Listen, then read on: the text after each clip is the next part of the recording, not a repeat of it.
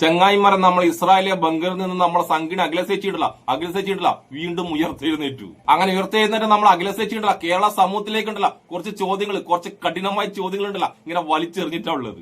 എന്തൊക്കെയാണ് നമ്മളെ സംഘിനെ അഖിലസേച്ചിയുടെ അന്തവും കുന്തവും ഇല്ലാത്ത കുറെ ചോദ്യങ്ങൾ കേൾക്കാം. ആ ചോദ്യങ്ങൾ കണ്ടില്ല മറുപടി കൊടുക്കാം. നമസ്തേ, അഖിലയാണേ. ബി.ജെ.പി. ഒരു വർഗീയ പാർട്ടിയാണോ? ആണെന്നാണ് കോൺഗ്രസ് നേതാക്കളും കമ്മ്യൂണിസ്റ്റ് സഖാക്കളും വന്നിരുന്ന മുഖ്യധാരാ മാധ്യമങ്ങളിലെ അന്തിച്ചർച്ചയിൽ പുട്ടിന് പീര പോലെ ഇടയ്ക്കിടയ്ക്ക് വിളിച്ചു പോകുന്നത് അയ്യോ ബി.ജെ.പി. വർഗീയ പാർട്ടിയാണെന്ന്. പല പ്രസംഗ വേദികളിലും അവർ ഉയർത്തിപ്പിടിക്കുന്ന ഒരു കാര്യമാണ് വോട്ട് ഞങ്ങൾക്ക് ഒരിക്കലും ബി.ജെ.പിക്ക് വോട്ട് കൊടുക്കരുത്, കാരണം ബി.ജെ.പി. വർഗീയ പാർട്ടിയാണെന്ന്. എന്താണ് ഈ വർഗീയത കൊണ്ട് നിങ്ങൾ ഉദ്ദേശിക്കുന്നത്? വർഗീയത കൊണ്ട് നമ്മളൊന്നും ഉദ്ദേശിക്കുന്നില്ല അഖിലേഷ്. വർഗീയത കൊണ്ടിട്ടില്ല, നിങ്ങൾ ബി.ജെ.പിക്കാരല്ല, നിങ്ങൾ ബി.ജെ.പിക്കാരാണ് എല്ലാം ഉദ്ദേശിക്കുന്നത്.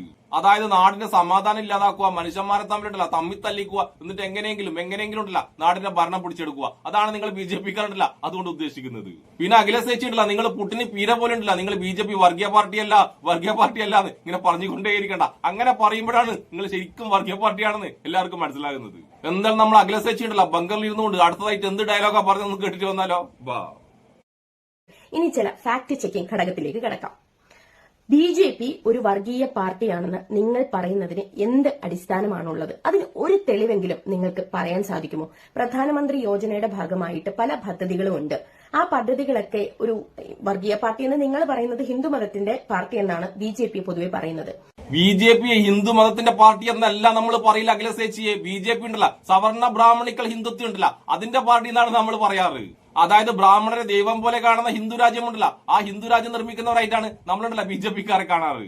അല്ലാതെ നിങ്ങൾ ബി.ജെ.പി. ഉണ്ടല്ല താഴേക്കുള്ള ഹിന്ദുക്കളുണ്ടല്ല അവർക്ക് വേണ്ടി ഒന്നും ചെയ്യാത്ത പാർട്ടിയെ നമുക്കറിയാം. ദളിതരെയൊക്കെ നിങ്ങൾ ഹിന്ദുവായിട്ട് കാണുന്നത് തന്നെ എന്തിനാണെന്നറിയാം? നിങ്ങൾ ഇലക്ഷൻ ഉണ്ടല്ല ഇലക്ഷനിൽ വിജയിക്കാൻ വേണ്ടി മാത്രമാണ് നിങ്ങൾ അങ്ങനെ കാണുന്നത്. ഇലക്ഷൻ കഴിഞ്ഞാൽ ബി.ജെ.പിക്ക് ഉണ്ടല്ല സവർണർ മാത്രമാണ് ഹിന്ദുക്കള്. ദളിതന്നുണ്ടല്ല ഹിന്ദുവായിട്ട് മനുഷ്യൻ പോലുമല്ല നിങ്ങൾ ബി.ജെ.പിക്ക്. അതുകൊണ്ട് ഇസ്രായേലിലെ ബംഗാളിൽ നിന്നിട്ട് ബി.ജെ.പി. ഉള്ള ഹിന്ദുക്കളുടെ പാർട്ടിയാണെന്ന് വെറുതെ തള്ളണ്ടട്ടാ. പിന്നെ അതിന്റെ ഇടയ്ക്ക് ചേച്ചി എന്തോ തള്ളുന്നത് കേട്ട് പ്രധാനമന്ത്രിയുടെ പദ്ധതികളെല്ലാം എല്ലാ മതക്കാർക്കും കൊടുക്കുന്നുണ്ടല്ലോ എന്ന്. എന്റെ സംഘടന ചേച്ചിയെ പ്രധാനമന്ത്രിയുടെ പദ്ധതികൾ ഉണ്ടല്ലോ എല്ലാ മതക്കാരും കിട്ടുന്നുണ്ടല്ല അതുണ്ടല്ലോ ആർക്കും കിട്ടേണ്ട ഔദാര്യമല്ല, അതുണ്ടല്ലോ ഓരോ മതക്കാരുടെയും അവകാശമാണ്. ഈ രാജ്യത്തെ എല്ലാ മതക്കാരനും എല്ലാ ജാതിക്കാരനും രാജ്യത്തിന് വേണ്ടി അടക്കുന്ന നികുതി ഉണ്ടല്ല ആ നികുതി കുറച്ച് പൈസ മാത്രമാണ് ചെറിയ രീതിയിൽ നമുക്ക് തിരിച്ചു കിട്ടുന്നത്. അല്ലാതെ ബി.ജെ.പിയുടെ തറവാട്ടൊന്നും അതുമല്ലെങ്കിൽ ചേച്ചിയുടെ തറവാടല്ല ആ തറവാട്ടൊന്നും അല്ല ഈ പൈസ ഒന്നുമല്ല ഈ പദ്ധതിക്ക് വേണ്ടി പൈസയൊന്നും ചെലവാക്കുന്നത്.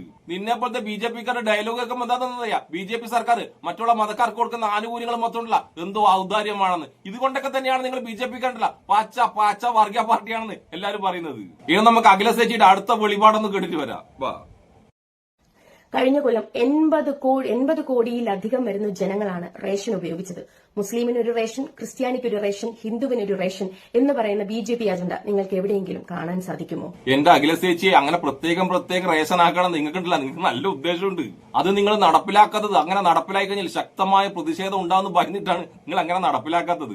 ചേച്ചി പറയുമ്പോൾ തന്നെ നമുക്ക് കൃത്യമായിട്ട് മനസ്സിലാവുന്നുണ്ട് നിങ്ങൾ സംഖ്യയുടെ മനസ്സുണ്ടല്ല ഈ സംഭവം കൃത്യമായിട്ടുണ്ട്. സമയം കിട്ടിക്കഴിഞ്ഞാൽ നിങ്ങളുണ്ടല്ല അത് നടപ്പിലാക്കുന്നത് നമുക്ക് കൃത്യമായിട്ട് അറിയാം. ചേച്ചിയുടെ ഡയലോഗ് ഒക്കെ എനിക്ക് എന്താ തോന്നുന്നറിയാം? അതിബുദ്ധിയുള്ള ചില കള്ളന്മാരുണ്ട്. ആ കള്ളന്മാർ ആദ്യം തന്നെ എന്താ പറയുന്നറിയാം? ഞാൻ കണ്ടിട്ടില്ല എന്നാ പറയാം. അതുപോലെയാണ് ചേച്ചി വന്നിട്ട് നമ്മൾ അത് നടപ്പിലാക്കിയില്ലല്ലോ ഇത് നടപ്പിലാക്കില്ലോ എന്ന് പറയുന്നില്ലേ? അത് കേൾക്കുമ്പോൾ എനിക്ക് തോന്നുന്നത് നമുക്കെന്തായാലും നമ്മൾ അഖിലേഷ് ചേച്ചി അടുത്തതായിട്ട് പറഞ്ഞ ബംഗറിൽ നിന്ന് അടുത്തതായിട്ട് പറഞ്ഞ അതിമനോഹരമായ വേറൊരു കാര്യം കൂടി കേട്ടിട്ട് വരാം.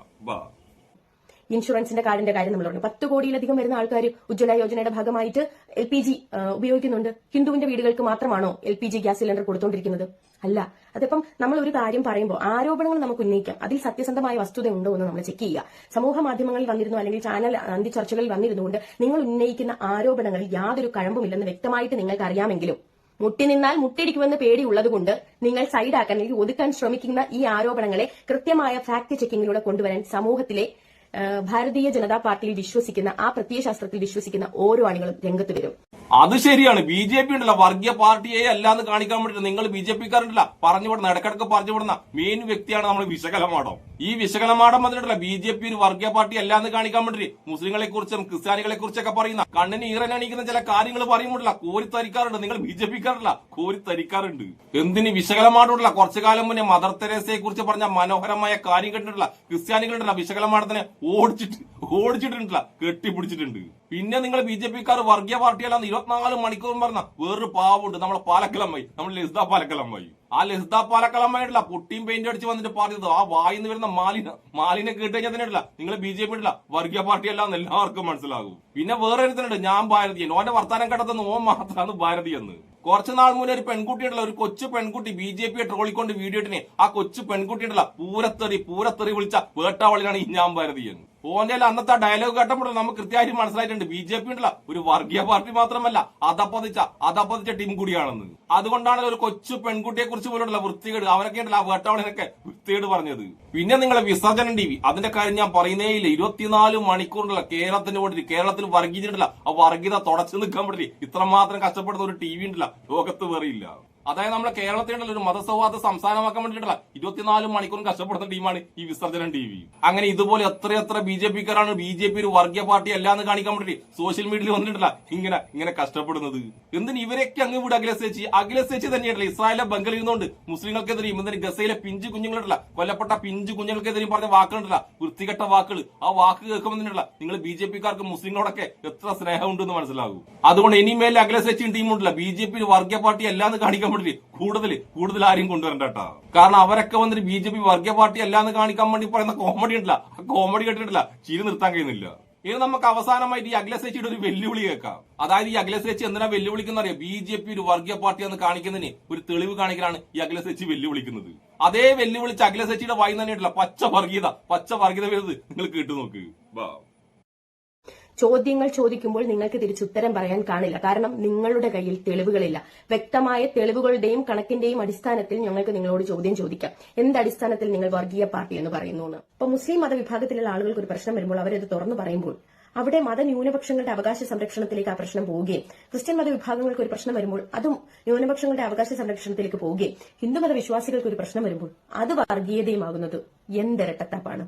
എന്റെ സംഘിന് അഖിലേഷ് നിങ്ങളുടെ ഒരു വർഗീയ പാർട്ടിയാന്ന് തെളിയിക്കാൻ വേണ്ടി ഇതിൽ കൂടുതൽ എന്ത് തെളിവാണ് ഞാൻ കൊണ്ടുവന്ന് തരേണ്ടത്? ന്യൂനപക്ഷങ്ങൾക്ക് കിട്ടുന്ന ആനുകൂല്യം ഉണ്ടല്ലോ ആ ആനുകൂല്യങ്ങൾ കാണുമുണ്ടല്ല നിങ്ങൾക്ക് കുരുപൊട്ടയത്. ഇങ്ങനെയുള്ള കുരുപൊട്ടലിനെയാണ് പച്ച മലയാളത്തിലുണ്ടല്ലോ വർഗീയത എന്ന് പറയുന്നത്. ന്യൂനപക്ഷങ്ങൾക്ക് മാത്രമല്ല ഹിന്ദുവിലെ പല ജാതിക്കാർക്കുണ്ടല്ലോ ആനുകൂല്യങ്ങൾ കിട്ടുന്നുണ്ട്. ആ ആനുകൂല്യങ്ങൾ കിട്ടുമ്പോഴല്ല ഉന്നത കൊലക്കാരായ നിങ്ങൾ BJP-ക്കാർക്കുണ്ടല്ല വല്ലാതെ കുരുപൊട്ടുന്നുണ്ട്. അത്തരം കുരുപൊട്ടലിനെ ജാതി വർഗീയത എന്ന് പറയുന്നു, മറ്റേ കുരുപൊട്ടലുണ്ടല്ല മതവർഗീയത എന്നും പറയുന്നു. അതുകൊണ്ട് സംഘടി ചേച്ചിയെ നിങ്ങളെ വായി തന്നെയുള്ള നിങ്ങളൊരു വർഗീയവാദിനിയാണെന്ന് കൃത്യമായി പുറത്തു വന്നിട്ടുണ്ട്.